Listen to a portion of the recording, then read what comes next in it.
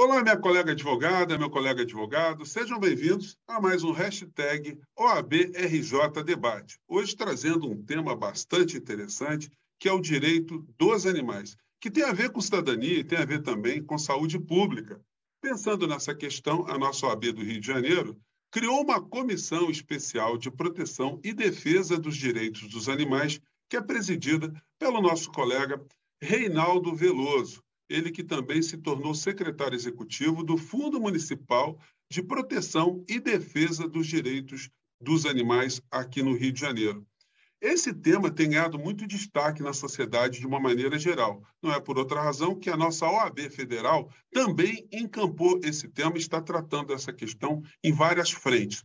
E quem está conosco aqui é o Dr. Vinícius Cordeiro, ele que é o secretário municipal de Proteção Animal do Rio de Janeiro, e também o Dr. Reinaldo Veloso, que é secretário executivo do Fundo Municipal de Proteção Animal do Rio de Janeiro. E eu começo, então, dando as boas-vindas aqui ao Dr. Reinaldo Veloso, que eu já conversei com ele em outros tempos sobre a temática, perguntando, Dr. Reinaldo, de uns anos para cá, ou mais de uma década para cá, desde que o senhor está nessa luta, enfim, a gente pode perceber que houve uma mudança comportamental, houve ganho ou ganhos em relação a esse tema que a gente está abordando hoje? Sem dúvida nenhuma, né? Uma vez que esse tema conquistou a opinião pública, esse tema conquistou a sociedade do modo geral, não só no Rio de Janeiro, mas no Brasil e no mundo, muitos temas que a gente nem ousava discutir, né? Há uns 5 anos atrás, 4 anos atrás, 8 anos atrás, hoje você já discute, como, por exemplo, as viagens dos animais nos aviões, que o animal não é bagagem, é um ser vivo. O que está pegando na sociedade mundial hoje, brasileira e principalmente no Rio de Janeiro, é que está chegando a ideia, já se chegou, de que o animal não humano é um ser senciente, capaz de sentir fome, frio, medo, sentimentos, é um ser vivo como nós. A própria ciência já tinha caracterizado lá atrás o animal humano como racional e o animal não humano como irracional. Enfim, 2 modelos de animais. Agora a sociedade vem percebendo isso através da ciência animal. Leis estão sendo discutidas no Congresso Nacional, situações estão acontecendo nos órgãos públicos. Você vê aqui na Secretaria dos Animais, com a iniciativa do secretário Vinícius Cordeiro, o Fundo Municipal que estava parado, ninguém ousava falar numa situação dessa. Um fundo para animal? Hoje em dia, a gente não só está discutindo, como tornou isso realidade. E no Brasil, outras ações já foram feitas pelos animais que seriam incapazes de serem sequer discutidas há pouquíssimos anos atrás. Então, eu vejo um avanço gigantesco na causa animal, que é uma causa sem volta, é uma estrada sem volta. Nesta geração ou em futuras gerações, os animais vão conquistar os lugares de respeito que já tinham que ter conquistado no passado. Mas eu vejo que essa semente que está sendo plantada agora, ela vai vir a germinar em futuras gerações. Mas, sem dúvida nenhuma, avanços gigantescos aconteceram na causa animal. Bom, e uma prova concreta do avanço dessa luta é a criação de uma secretaria num município tão importante como o município do Rio de Janeiro. Doutor Vinícius Cordeiro, qual é a missão, qual é o retrato dessa questão dos animais aqui no Rio de Janeiro? O que a sua secretaria se propõe? Prefiro chamá-lo até de Júnior também. Pode chamar. Pode lembrar que eu, antes de mais nada, sou advogado, né? Uhum. Já há um bom tempo. E quero dizer que a nossa profissão dá essa aventura da gente se aventurar na gestão dos mais diversos temas. A OAB tem uma comissão de direitos dos animais muito atuante, presidida pelo Dr. Reinaldo, tem sido uma parceira na elaboração dessa política pública. Eu acho que qualquer gestor minimamente inteligente não prescindiria dessa ajuda da OAB. E eu queria agradecer de mais nada o convite de estar aqui com vocês debatendo isso. Primeiro, Júnior, quero dizer que a secretaria, na verdade, ela foi criada em 2001, ainda com uma secretaria especial, muito desidratada economicamente, com um programa muito pequeno. Foi crescendo até chegar em 2016. Ela foi em dezembro de 2016. Eu fui, inclusive, o último secretário dessa secretaria especial. Pela segunda vez eu estou à frente dessa pasta. O prefeito que sucedeu o prefeito do Rio achou melhor extinguir a secretaria e criou no seu lugar uma subsecretaria, mas isso, infelizmente, foi um movimento que nós passamos no Brasil, foi um retrocesso. Porto Alegre também acabou com a sua secretaria, Maricá acabou com a sua secretaria. E aí você colocou muito bem, o que acontece no Rio reflete muito no Brasil. E agora nós estamos no movimento inverso. O prefeito Eduardo Paes teve a sensibilidade de recriar essa secretaria, que foi um movimento que a sociedade civil fez de pedir isso. E nós estamos ainda com um orçamento muito pequeno esse ano, de apenas 8 milhões, mas o prefeito já está propondo à Câmara um orçamento de 22 milhões para 2022. E eu quero dizer que proteção animal, você já percebeu, ela não é apenas carecedora de uma discussão mais profunda, mas ela também perpassa uma série de outras políticas. Então, saúde pública tem a ver com proteção animal. Por quê? Por conta das zoonoses, por conta do abandono, por conta de um programa de controle populacional que a gente tem que fazer. Mas ela também tem um viés educacional, ela tem um viés ambiental, ou seja, a gente não pode falar de animal no Rio de Janeiro e só falar de gato e cachorro. Nós temos jacaré no Rio de Janeiro. A Reinaldo até pode falar disso melhor que eu. Nós temos fauna lacustre, nós temos uma fauna marinha no Rio de Janeiro, é uma cidade que tem uma costa muito grande. Ou seja, se a gente não investir pesadamente em educação, se a gente não investir em programas de controle populacional, a gente pode gerar outros problemas de habitabilidade nessa cidade.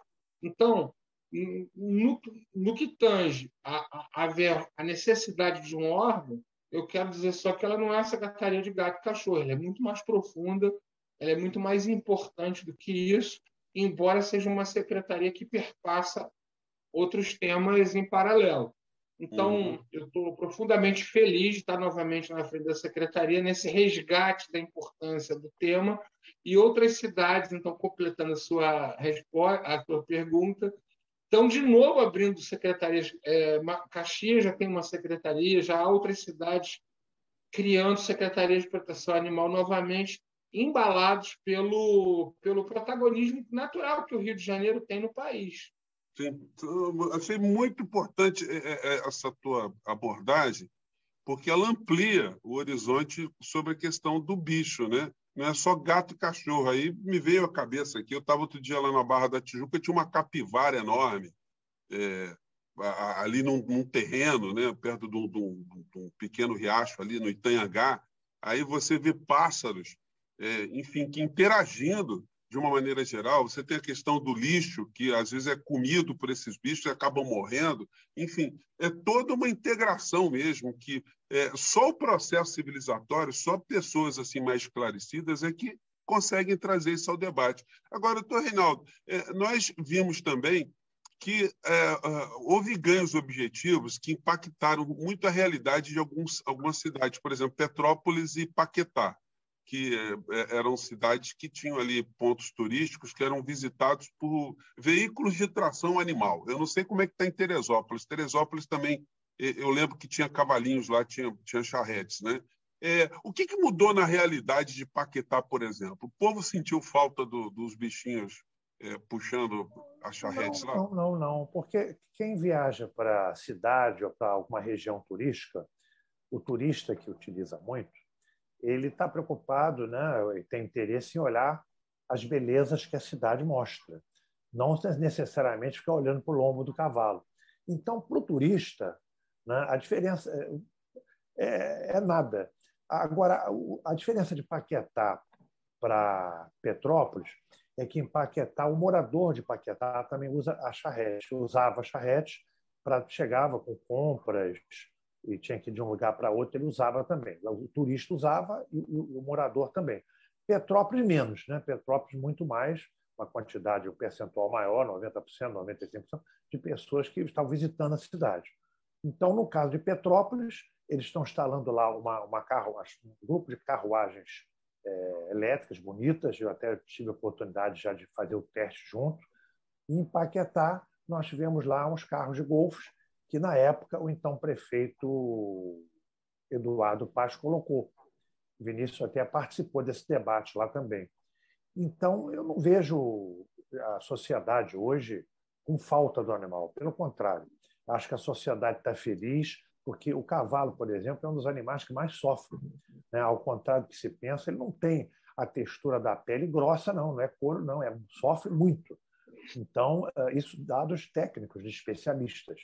Então, a população, aquilo que a gente comentou antes, a população chegou a essa consciência de que o animal sente dor também, né? E dentro dessa consciência, a opinião pública entendeu que é melhor assim. É melhor com veículos elétricos, é melhor conhecer a cidade, é melhor que você faça as coisas sem necessariamente sacrifício de animais. Então, a gente viu isso com grande vitória. Nós estamos trabalhando também, já iniciamos conversas ainda em Teresópolis, Paraty, eu tive num seminário em Paraty, 3 ou 4 dias, e lá a negociação está muito avançada, só que você tem um problema da empregabilidade. Você tira a charrete, mas o charreteiro ele tem a família dele. Então, você tem que discutir isso também. Quando a prefeitura ela adere ao debate, ela participa da iniciativa, tudo se resolve. Quando a prefeitura ela se reflui um pouco, a situação é mais difícil. Porque você, no final, você precisa do poder econômico. Você precisa fazer com que a charrete chegue, ou um veículo alternativo chegue, ou a prefeitura gere emprego para os charreteiros. Isso, às vezes, dificulta um pouco. Mas nessa luta toda, a gente tem sempre o Ministério Público do nosso lado. Eu ressalto aqui, no caso de Teresópolis, a brilhante procuradora Monique Schecker, né, que é procuradora federal, que trabalhou nas pontas para resolver essa questão junto com a gente, que ninguém faz nada sozinho. Então, a gente entende, respondendo a sua pergunta, que a sociedade aderiu bem a essa nova postura, esse novo momento que o mundo já está vivendo. Eu tive a oportunidade de visitar alguns países, até em Florença, na Itália, por exemplo, onde a tradição é charrete, como era em Petrópolis, você já tem 60% lá de carros elétricos e ainda tem 40% de charrete, mas já está mudando. Paris, você não vê mais isso. Você já vê charretes menores, né? Carros com teto solar, ou então as pessoas pedalando, levando o cliente atrás. Então, o mundo já está nessa tendência de eliminar a tração animal por uma tração elétrica ou mecânica, né? Inclusive, como eu falei, com disposição solar. E o Brasil está se adaptando também. A sociedade está... No Central Park está acabando isso. Central Park você já tem os mecânicos, o cara na frente pedalando com o cliente nos bancos de trás. É exemplo daqueles transportes asiáticos. Então, isso já é uma adaptação. Como eu falei, o mundo está se adaptando a sobreviver necessariamente sem o sofrimento dos animais. E o Brasil não pode ficar para trás. Sim, Reinaldo, eu queria passar para o doutor Vinícius de novo, mas me pintou uma curiosidade aqui. Qual o fim que levam esses animais quando tem uma desativação desse tipo de estrutura? Né? O que acontece com esses bichos? Boa pergunta. Geralmente, quando a gente faz as campanhas nas prefeituras para tirar a charrete, a tração animal e colocar uma alternativa, nós sempre defendemos 3 pilares. Turismo da cidade não pode cair, e a gente prova que não cai, porque muitas cidades vivem de turismo. O pilar para onde os animais vão e o pilar da empregabilidade. A empregabilidade depende muito do envolvimento da prefeitura, assim como o turismo, que não é afetado, e os próprios secretários de turismo geralmente declaram que não vai afetar o turismo. Então, o primeiro passo é dado com certa facilidade. Os cavalos, geralmente, eles vão para santuários, que a gente chama de santuário, mas, na verdade, não existe nenhuma resolução do IBAMA ainda contemplando santuários. A gente usa o termo santuário para lugares adequados. Nós fizemos uma parceria especificamente em Teresópolis com o Fórum Nacional de Proteção Animal. A quem eu rendo aqui as minhas homenagens a Elizabeth McGregor, que é a diretora do Fórum Nacional de Proteção Animal. E colocamos sempre à disposição dos charreteiros, dos condutores, a doação desses cavalos em troca do veículo elétrico ou mecânico, para que os cavalos tenham um final de vida tranquilo, como foi o caso de Paquetá, em que nós alojamos os cavalos todos numa grande fazenda. No caso de Petrópolis e outros casos, você não pode tomar o animal do condutor, porque o condutor muitas vezes comprou esse animal. Então, o que você tem que fazer é uma negociação, como foi permitido ser feito em Paquetá, graças à interferência do prefeito Eduardo Paes, o Vinícius estava no momento também trabalhando para isso, no sentido de toma a alternativa e me entrega o animal. Isso foi feito em Paquetá. Em Petrópolis, como a prefeitura não se envolveu como a gente precisa, nos atendeu muito bem, tivemos várias reuniões, foram facilitadores, mas faltou esse detalhe dos funcionários. Um outro entregou o animal e outros até venderam o animal. A gente não pode, não tem como a gente tomar o animal do atual condutor, mas com atitudes como essa, a gente preserva a vida de milhares de animais. Às vezes, muitas vezes, infelizmente, você não pode salvar toda aquela geração de 20, 30 animais que estão naquele momento fazendo atração animal. Mas você salva milhares de animais, potrinhos, que ainda estavam no ventre da égua, carimbados para ir para aquela cidade servir o resto da vida como escravos, não vão mais. Milhares de gerações foram salvas. Então, causa animal é isso. É um passo de cada vez. Agora, o Vinícius tem uma novidade muito boa com uma legislação que ele propôs aí, que vai também te ajudar muito na tua pergunta específica sobre equinos de um modo geral. Então, eu passo para o Vinícius. Vinícius, até fazendo uma ponte aí, porque o programa está fluindo bem aqui. Aqui no Rio de Janeiro, em muitas periferias, muitas comunidades, a gente tem muito bicho sendo criado, inclusive, para abate, mas estão ali largados ali no meio de lixão, enfim. Isso também é da abrangência da sua secretaria? Ou nós estamos aí diante de outro assunto? Aí é conluve, sei lá, é uma outra atribuição? Bom, de mais nada, eu queria dizer que tração animal é um tema muito caro a nós. É um dos problemas ainda que a nossa cidade enfrenta, que é uma cidade que se urbanizou rapidamente e que ainda tem uma fatia da cidade a permanência de cavalos com tração, mais sobretudo Leopoldina, áreas de favela, comunidades carentes, né? E na própria Zona Oeste, né, Fernandes? Como você bem sabe. Mas, em primeiro lugar, eu queria só dizer que o Reinaldo pontualizou aí locais que ainda detêm tração animal. Você conhece mais de uma forma geral, mesmo ainda é Paraty, que ainda mantém. E eu quero dizer que aquilo não é tradicional, aquilo foi incluído na cidade no ano de 1996 pelo falecido prefeito Zé Cláudio. Então, nem o argumento de que seja algo tradicional na cidade pode persistir. E a gente ainda tem uma atração que ela está mais hoje, digamos assim, controlada, que é ali da Praça Xavier de Brito, na Tijuca.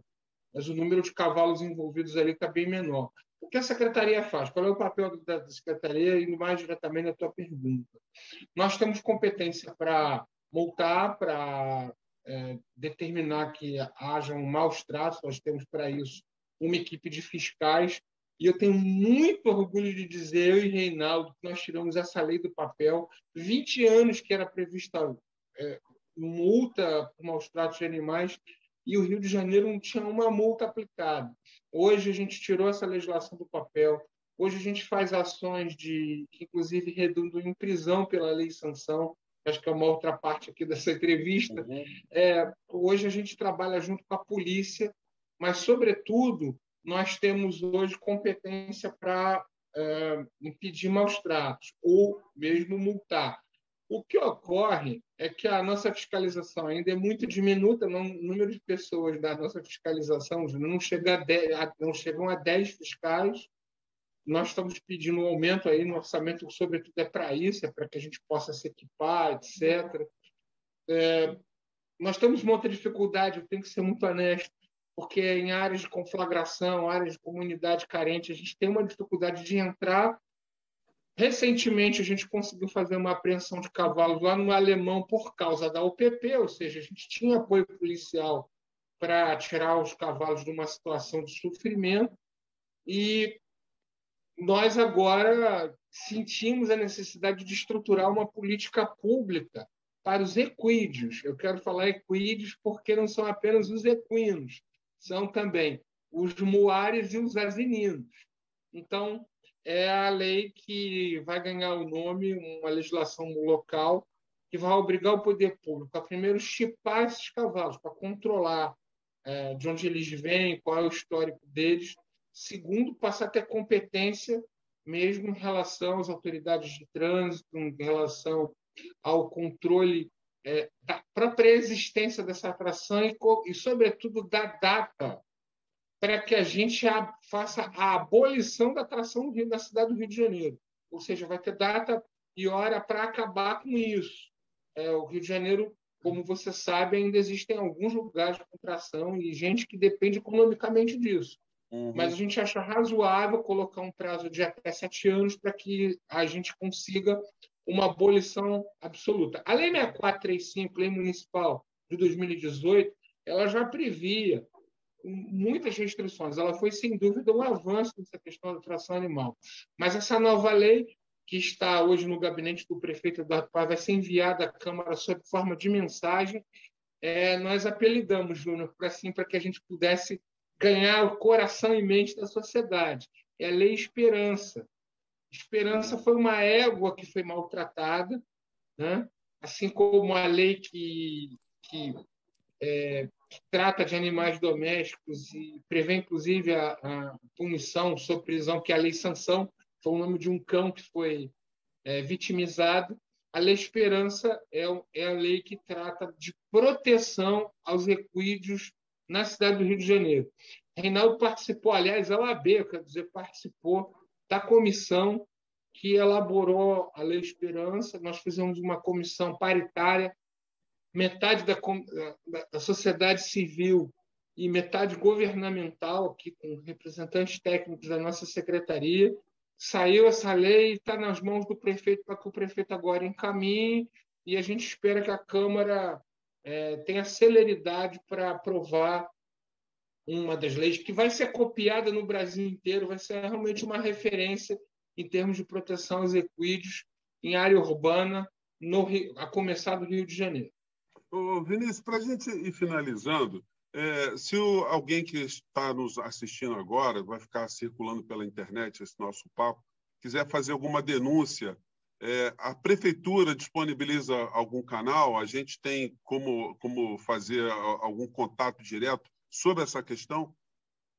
Sem dúvida. Nossa central de informações, muita gente liga para a gente, mas a prefeitura exige que as denúncias sejam formalizadas no 1746. 1746. Não precisa ser morador do Rio, inclusive. Basta que o maus-tratos tenha ocorrido dentro do território do Rio de Janeiro. Segundo, a gente garante também o anonimato do denunciante. Isso é muito importante, porque muita gente deixa de denunciar por medo de ocorrer algum problema.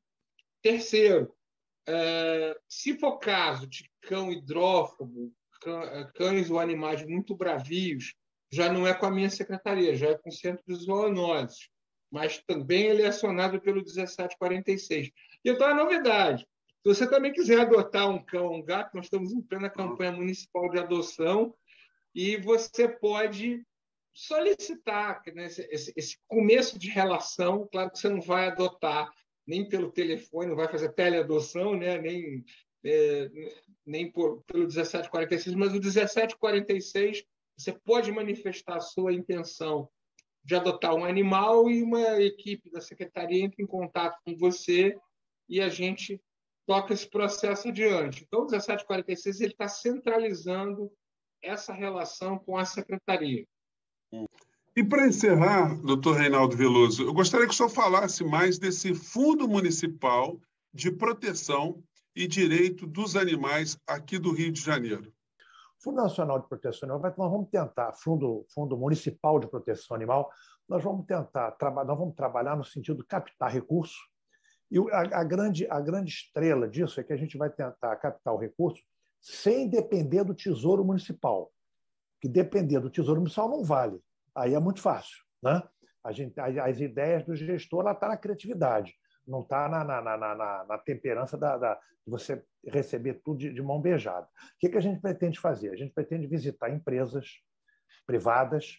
A gente pretende, eu já estou reunindo, inclusive, vou fazer uma reunião com a comissão da OAB, vou pedir o apoio ao Luciano Bandeira nesse sentido, para a gente visitar. Eu quero visitar o Tribunal de Justiça, na presença de Sua Excelência o Presidente do Tribunal. Quero visitar o chefe do Ministério Público, o Procurador-Geral de Estado, a Associação de Magistrados. Para que isso? Para a gente voltar a criar a cultura da multa prevista em lei. Porque se está previsto em lei, a multa tem que ser dada. Eu preciso que o Ministério Público peça, porque o juiz não pode, o magistrado, ele não pode dar a mais se lhe deixam de pedir. Ele pode dar menos, mas não pode. A gente já aprendeu isso lá no banco da faculdade. Então, o Ministério Público tem que pedir. O colega advogado, quando fizer a ação, ele tem que pedir a multa.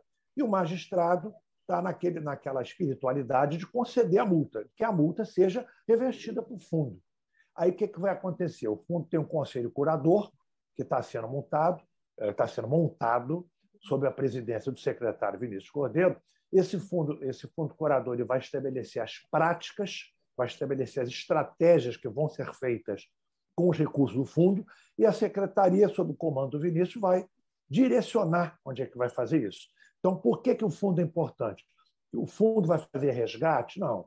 O fundo vai fazer os atendimentos? Não. Mas o fundo vai tentar ter o recurso financeiro, falando até de forma sem muito técnica, vai ter que ter o dinheiro para que as coisas aconteçam também, mais ainda do que a secretaria já faz. Então, daí a grande importância do fundo e a sacada que o Vinícius teve em reativar esse fundo e fazer com que esse fundo, de fato, aconteça, com várias medidas administrativas que já foram tomadas, várias publicações. Tem um decreto que foi entendido de forma inconstitucional pela Procuradoria do Município, e o Vinícius já enviou esse decreto para ser mudado no gabinete do prefeito. O Vinícius está articulando também reunião com a área fazendária do município para tudo ser acertado, porque tudo é muito burocrático na área pública. Na área privada, a gente faz isso com mais facilidade, mas na área pública você tem que botar o antolho, se referindo aos equinos, e aos respeitos, para poder fazer.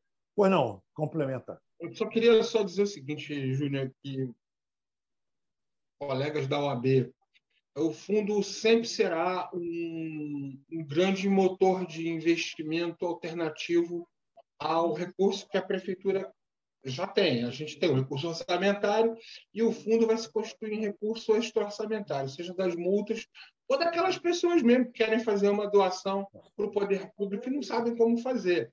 E mais, emenda parlamentar. Você pode fazer emenda parlamentar junto com o fundo. Você não tendo fundo, eu me lembro de uma vez, eu quero ser muito claro, em 2016 eu recebi uma emenda parlamentar, quando chegou lá no Fundo Municipal de Saúde, o secretário me tomou quase tudo. Acontece, é assim, a gente precisa de ter esse elemento e democrático.